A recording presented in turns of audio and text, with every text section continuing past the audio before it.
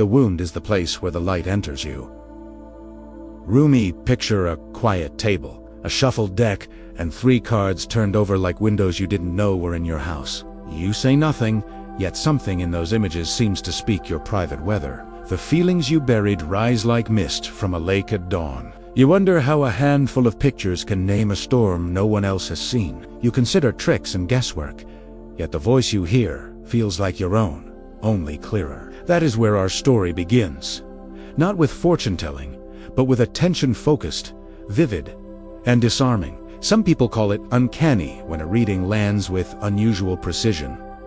Others call it projection and move on. But in the quiet, when the noise is low, you sense that symbols tug on threads inside you. Patterns appear where you thought there was only static. Meaning clicks into place with the soft weight of a key turning. A question emerges: are the cards reading you, or are you finally reading yourself? Stay with that tension. It is fertile ground. Here is the promise of this journey. By the end, you will understand why tarot can feel almost telepathic without claiming any supernatural certainty, how symbols act as mirrors that invite honesty you've postponed, and what simple practices transform a deck from novelty into a compass. We will weave the mystery with a gentle thread of psychology, and we will land on steps you can try today, even if you've never touched a card before. If that's the insight you came for, lean in. Before we go further, tap like if this already resonates, subscribe if you want more grounded spiritual explorations, and comment present to mark your intention to stay. Stay with me to the end for a short practice that helps you ask better questions and hear truer answers today. The heart of this story is a working reader who redesigned an entire deck and offered live sessions where guests kept their questions silent. No names, no context, only intention and image. Hundreds of times, tears welled, shoulders dropped, and people said, "That was exactly what I needed to hear." The reader did not pretend to pull data out of thin air. He treated each card as a symbolic lens, and each person as the author of the meaning they discovered.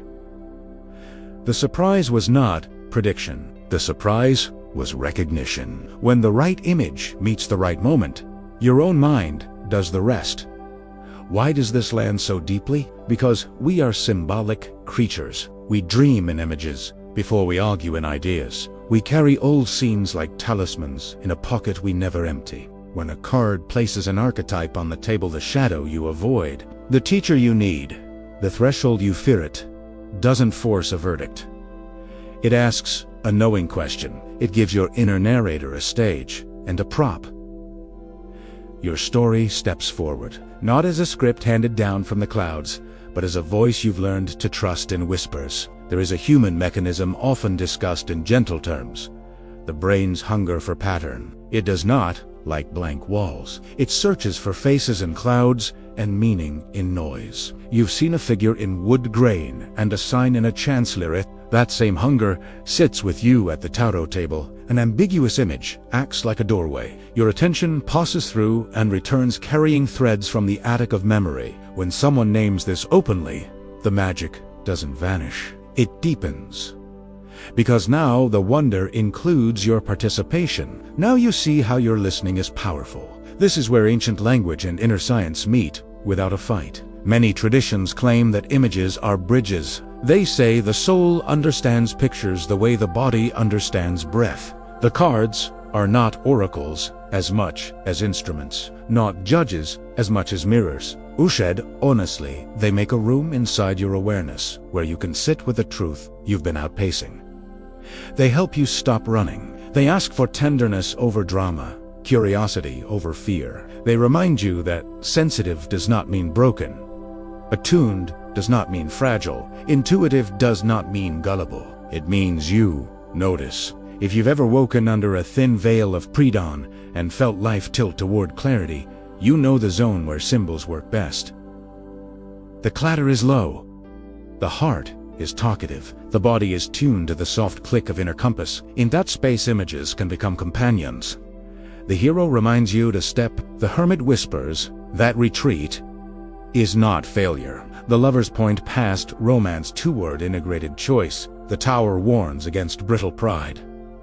But the meaning is always braided with your intention. The card is wood and ink. The conversation is living. So, how do you work with this in practice? Start with noticing. Before pulling any card, name inwardly and honestly the field of your question. Keep it short. Keep it kind. Let your body register the topic with a breath you can feel. Then choose one image. Don't interrogate it like a suspect. Greet it like a messenger. Describe what you actually see before you tell yourself a story about it. The cloak is dark. The lantern is small. The path is narrow. The figure is turned inward.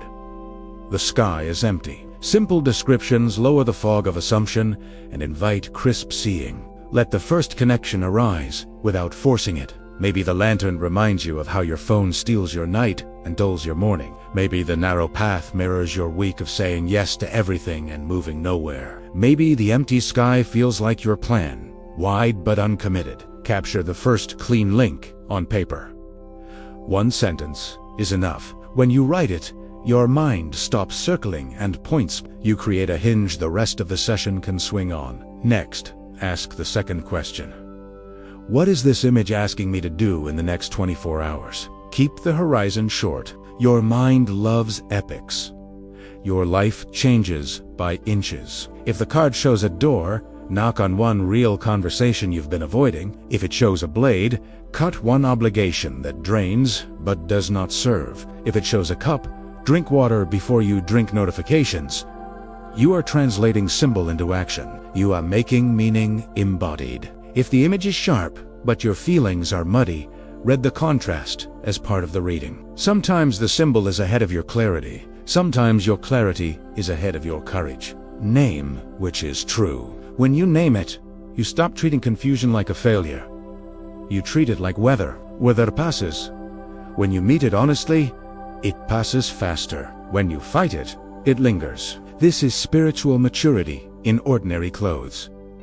Ritual helps. You don't need incense or moon charts to let your nervous system exhale. You need intention and repetition. You need a doorway that tells your body, we are entering a different kind of room. Choose a simple sequence. Sit. Put both feet on the floor. Inhale for 4. Pause for 2. Exhale for 6. Place your hand on your chest until you can feel the drum that never clocks out. Whisper your question once, like a friend, not a prosecutor. Shuffle until the restless part of you gets bored. Draw a card when boredom gives way to presence. Why doth ritual work across ages and languages? Because attention is a tide, and ritual shapes the shore. A good sequence reduces noise and invites steadiness. It gives the mind a small task, so the deeper voice can surface. It lowers the body's alarm enough that curiosity can breathe. You've felt this in other places. Running the same route, stirring the same soup, tying the same knots. Repetition is a loom. On it, you can weave new choices with old threads. If you feel skeptical, keep your skepticism. Let it sit at the table as a respectful guest, not a heckler. Many people find comfort in knowing that our pattern-hungry brains naturally extract meaning from images. Others feel relief when an archetypal map gives their season a name. You do not have to choose between science and soul. You can say, some researchers suggest our minds connect ambiguous cues into personal narratives, and also say, many wisdom streams view symbols as teachers that speak where words fall short. You can be both grounded and open. You can be both discerning and receptive. Think of 3 bridges that often appear in this practice. The first is between chaos and coherence. When you sort images into story, you move from noise to music. The second is between fear and invitation. When a challenging card appears, you can read it as doom or as direction. The third is between isolation and lineage. When you hold an archetype, you are not alone in your season. Others have carried that lantern. Others have walked that same narrow path. This does not shrink your pain. It gives it a map. Here is a gentle rule as you continue. When you name what you see, your mind softens. When you write one sentence, your heart steadies. When you translate symbol into a small act, your day changes. This is the rhythm. See, write, act, see, write, act. You do not need dramatic visions. You need fidelity. 2 tiny adjustments that compound.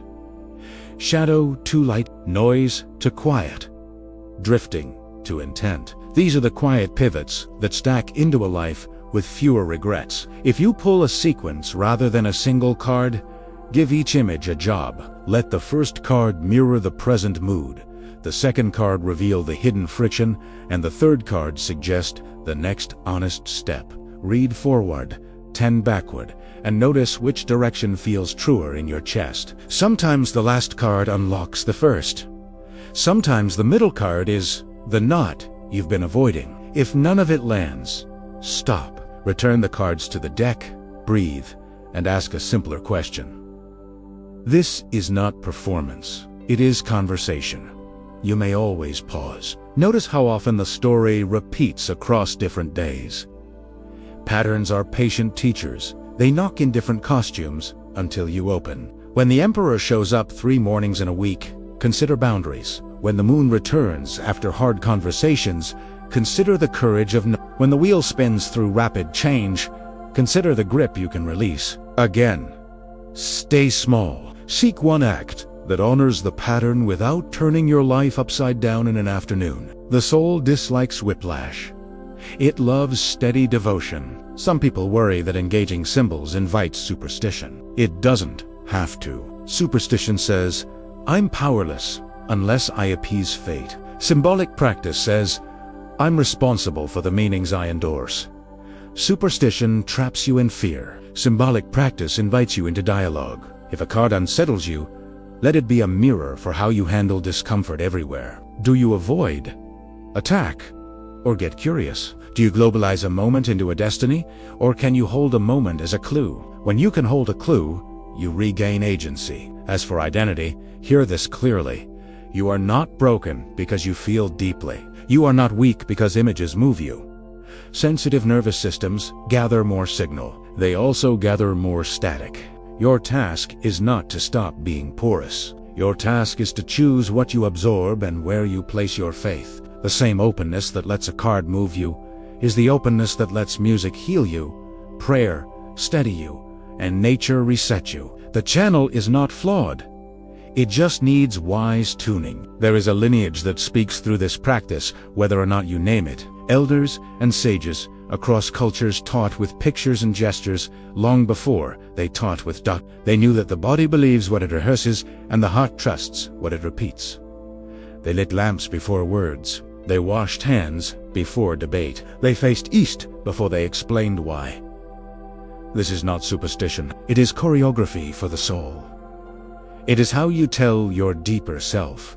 This matters. When you combine that choreography with honest questions, you step into the middle of your life rather than its edges. You start listening where decisions are actually made. In the quiet seconds before you text back, in the breath before you open the fridge, in the pause between impulse and action. Tarot becomes a rehearsal space for integrity. You run the scene with symbols. Then you walk on stage in your day and deliver a cleaner line. What about forecasting? The most skillful readers I know refuse the theater of certainty. They talk about trajectories and choices, not destinies carved in stone. The future is a living sentence, and you are always within arm's reach of the next word. A card can show momentum. It cannot snatch your agency. The best readings leave you bigger, not smaller. Braver, not more dependent. If a reading shrinks your horizon, throw it back to the sea. You are allowed to protect your hope. You may notice this, an aphora rising as the practice matures. When you stop demanding guarantees, you meet guidance. When you stop outsourcing your wisdom, you hear your wisdom. When you stop turning images into idols, you welcome them as allies. This is how you grow, not by collecting more answers, but by cultivating better questions and kinder rituals for hearing the reply. Not by clinging to light or fearing dark, but by understanding how both reveal what you still need to love. Now, some tender guardrails. Don't read for yourself when you are flooded. The mind will cherry-pick symbols that confirm panic. Begin with grounding, or ask a trusted friend to hold space while you pull. Don't read to avoid professional help where it's needed. Read to supplement the slow work of real change. Don't read the same question 5 times in an hour. That is not devotion. That is fear in costume. Let the answer breathe. Let the day teach you whether it was true. If you are new, try this gentle arc for a week. Morning, 1 card for tone. Noon, 1 sentence in your notes about how the card actually showed up. Night, 1 act of alignment you will try tomorrow. That's it. No grand pronouncements, no drama. In 7 days, you'll have a short map of your own weather and a few brave adjustments that already shift the climate. Small moves, honest moves, durable moves. There is also beauty and silence around your question. Keeping it inward does not make the practice secretive. It makes it sincere. It keeps the reading from performing for other people's expectations. Silence is not absence. It is containment. It gives your seed a chance to root before anyone else steps on the soil. Then, when you act, your action will feel less like compliance and more like consent. If archetypes speak to you, let them name your season without imprisoning your story. You are not the Fool card, or the Death card, or the Star card. You are a person learning to read the sky of your own life. The cards are constellations. They help you point. They help you remember that guideposts exist. They help you honor change as a sacred rhythm rather than an insult. They help you keep your heart soft when outcomes are not immediate. Let's stitch the promise again in fresh cloth. You have within you the attention that turns images into wisdom. You have within you the tenderness that turns fear into curiosity. You have within you the courage that turns drift into intent. When you slow the breath, you hear. When you describe the image, you clarify. When you write 1 clean sentence, you commit. The rest is faithful repetition. Light over dark. Quiet over noise. Purpose over autopilot. Here is your micro practice for today. 30 to 60 seconds. Sit where you are. Exhale longer than you inhale, once or twice. Place 1 hand on your chest and 1 on your belly. Whisper 1 question you actually have power to move in the next 24 hours.